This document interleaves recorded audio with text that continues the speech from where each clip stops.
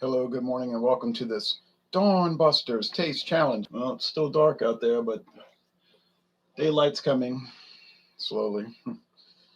Got dark quickly last night, right past 5 p.m. Dark. Here is Tullamore D.E.W. Daniel E. Williams.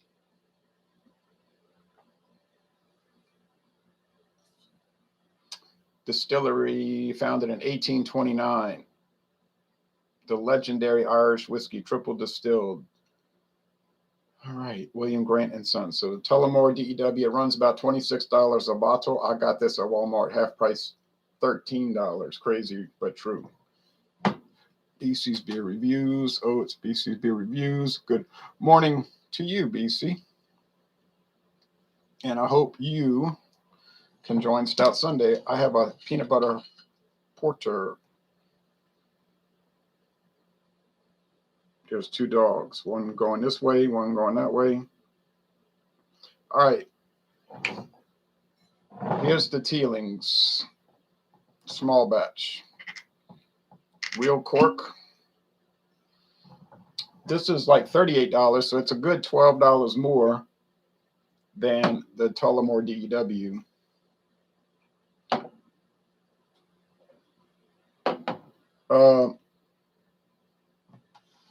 But I got it for $14.99. True story.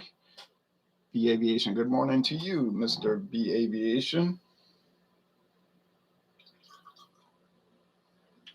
So got the Teeling in there.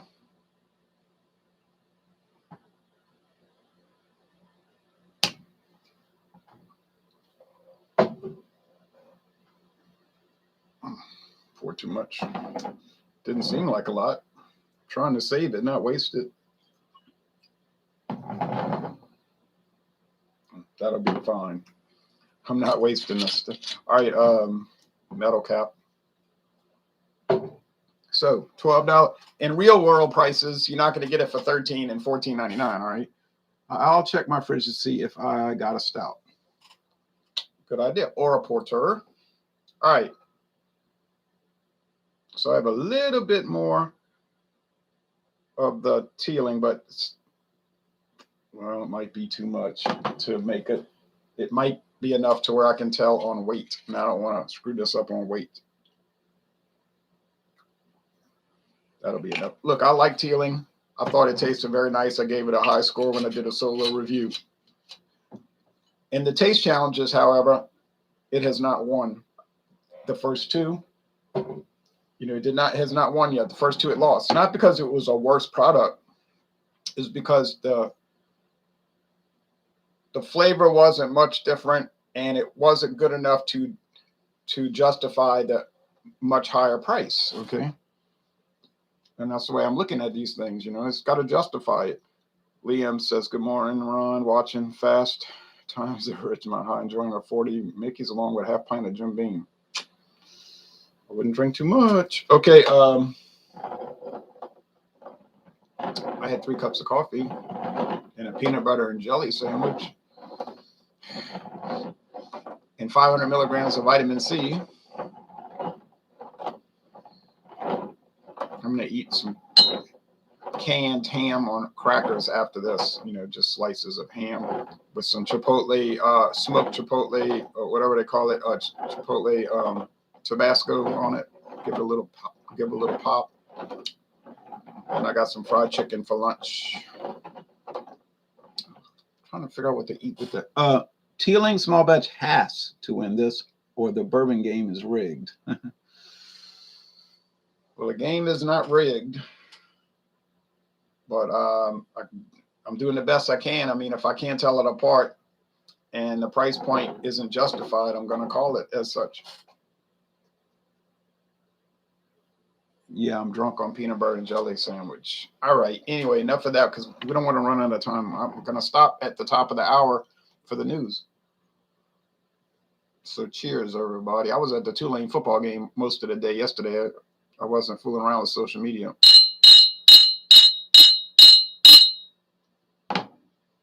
Then they were like, you got to have either a vaccine or the proof of a negative test to get into the stadium. so ridiculous, you know. But so I went and got the test, naturally negative, you know. They charged the insurance company, so they're getting stuck with the bill. That's not really nice. And then and I bring the documents, and they don't even look at them. They're just like, "Oh, okay. Are you going to watch the new Beatles film coming out in a few weeks?" I doubt it, because I've seen the original Let It Be, and it's just like extra. They played Tulsa right. Yeah, they lost in overtime. They had a chance to win it at the end. I mean, I got cold. They were losing 13-3, so I left in the fourth quarter. I mean, I said, they're not gonna come back, and it was getting really cold out there. So by the time I got home, the game was going to overtime. Tulane had a chance to win it. They had tied it up, unbelievably, and they had a chance to win it 16-13 with seconds left, kicking a 26-yard field goal, and the guy missed it. One of their best kickers ever, he missed a 26-yarder, you know, a chip shot, as they call it. Yeah, well, go to overtime, and what happens? Tulsa gets a touchdown, and Tulane can't score, so they lost. All right, well, they 1 win and 9 losses. 10 losses. Were you double masked while outdoors, Ron? Yes, of course. We think I have to follow all the guidelines of the Commission of Command. I went to the MSU game yesterday. It was freezing. It was 38 and windy. Good game, though. Well, I'd have hated that weather. I mean, the weather was beautiful over here during the day, you know, 64 degrees, sunny, no clouds. We were comfortable when that sun went down. But I said, I'm leaving. I'm staying until the fourth quarter. No way I'm leaving until the fourth. And so when it got to the fourth quarter and they were still getting beat by 10, I said, well, but I never dreamed they're going to come back. So Tulane's actually been in a lot of the games they've lost, competitive, but they just can't win. They had gone to 3 bowl games in a row, 18, 19, and 20, 18, 19, and 20. But this year they've not going nowhere. I was a bit worried of that Michigan Penn State game yesterday. I still haven't, Michigan won. I still haven't been vaccinated, and you know what? I have no fear whatsoever. Neither me. All right.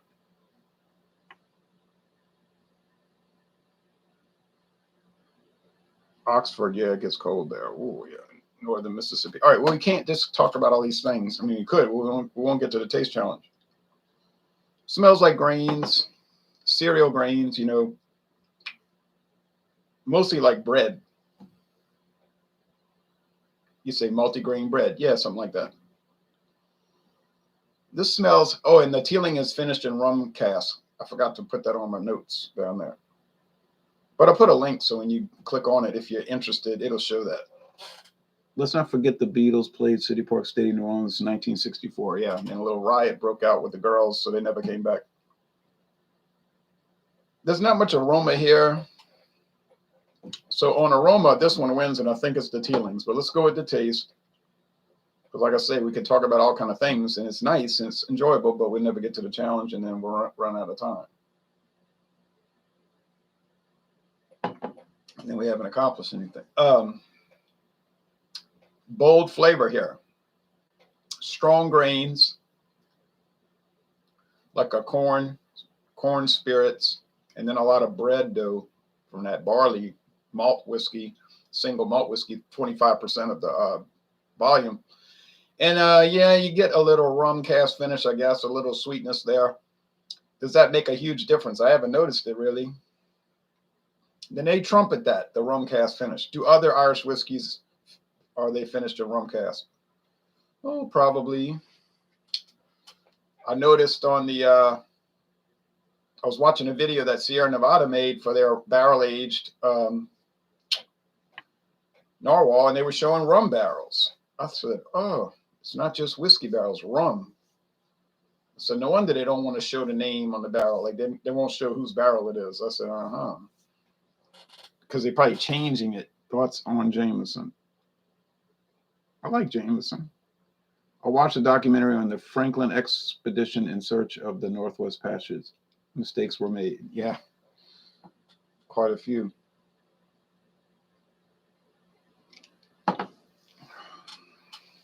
All right. Now this one has a honey flavor. I'm not reading the tasting notes. Half the time they don't even match up what you're tasting. And it's probably me, not them.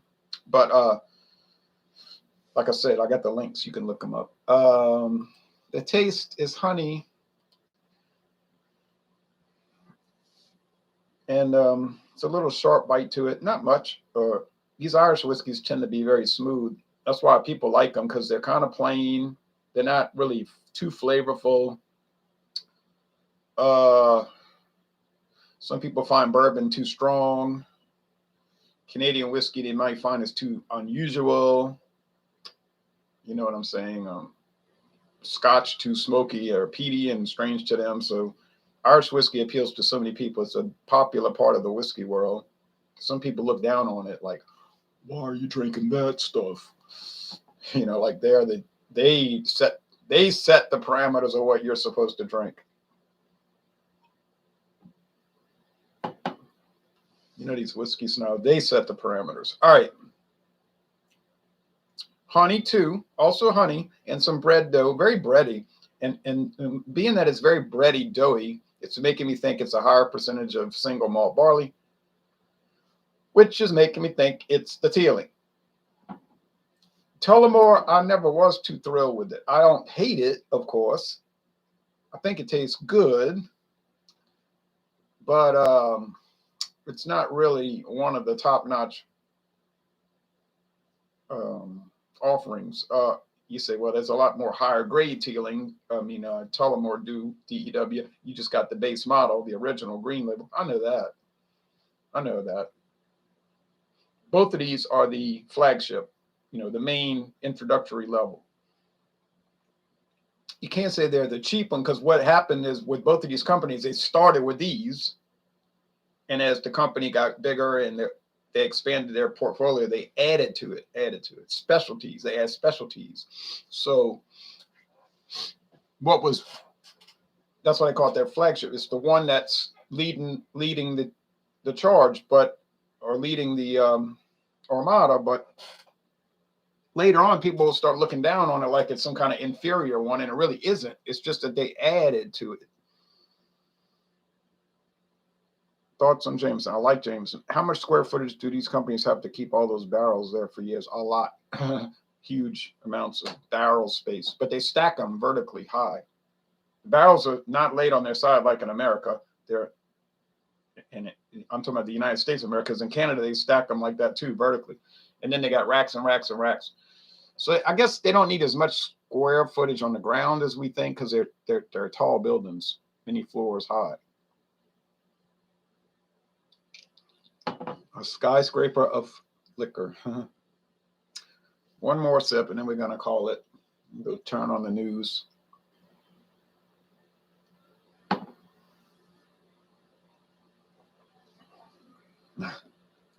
It's got a little sharp, ragged bite to it, I guess, but it's still good. LSU lost to Arkansas last night in overtime. Their quarterback, their new hotshot freshman quarterback, whose family was like demanding that he get to play. And so Coach Orgeron was like, all right, I'll let him play. Then he threw 2 interceptions and they lost. And he said, well, that's on me. Yeah, well, it is on you. And then you insisted on playing. And then, but the other guy wasn't doing too much to start off. Seems like a really inefficient way to use land. Well, I don't know if it's inefficient. Whatever happened to Colt 45 stout malt liquor? Did they stop making the stout? Well, that was just a word for strong malt liquor. Stout just means, it didn't mean stout like we're thinking of a black, dark brown stout. It just meant like a strong malt liquor. So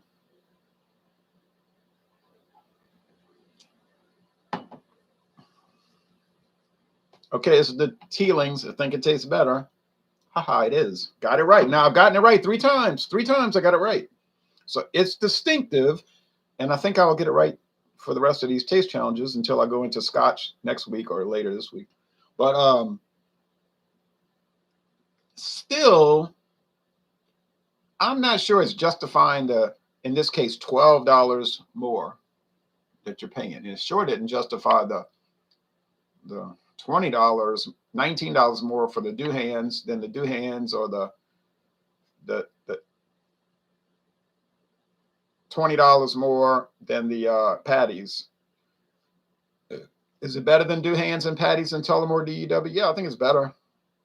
But I don't know if it's that much better. Now, if y'all want to hear about a cheap price of liquor, real fast, I'll tell you, I was at Elio's. My friend David insisted on going to Elio's yesterday to get beer. I didn't really want to go. I would just soon drink water at the game, but he was wanting to drink this beer, you know. So then I drank too much, and I was like woozy at the game till it wore off. And people say, oh, yeah, you were buzzed. I don't really get that way. I just get where I feel sick. Like, I'm like, ugh, I feel sick, you know. I was glad it wore off. It wasn't like catching a buzz. It was like more like getting sick to my stomach. But they had a case of Canadian whiskey, James Fox, a case of James Fox, 12 bottles, full-size bottles, 750 milliliter bottles for $50. Crazy, right? You could buy the whole case for $50. $4.17 a bottle. I said, I ought to buy it. My friend David said, well, what are you going to do with 12 bottles of James Fox? I said, well, it was a pretty box too, with the fox on it and everything. I said, I don't know, I could drink it or give it to people as a gift or something. I don't know. I didn't buy it. I forgot about it actually when I left the game. Is Mel Tucker coming to LSU next year? I hope not. Well, I don't know. Have you ever been to any breweries on the West Coast? No, I haven't. Thanks for doing 7 of these in a week, Ron. You're dedicated. Yeah. Dedicated or crazy. I don't think I'm crazy though. But all right. Maybe eccentric. All right, so I got it right. Great. So I did tomorrow's yesterday. In other words, I knew Monday is going to be a drag, so I just did it Saturday for Monday. So then Tuesday morning, we've got Bushmills Black. Bushmills Original. Wednesday, Black Bush, and Thursday, Red Bush. So, and that'll close that out, and then get ready because Friday we're going into, well, Friday will just be a solo review of this exciting scotch, which most of y'all probably have already had. It's about $47 a bottle, but I'll be doing taste challenges with that, and I'll never get that wrong. It's too different from the others. I'll never get it wrong, and it'll never lose either. So, well, it might lose. No, it'll never lose. All right, no way. All right, so thanks for watching this video production. Y'all have a good Sunday now. Don't forget to go to church.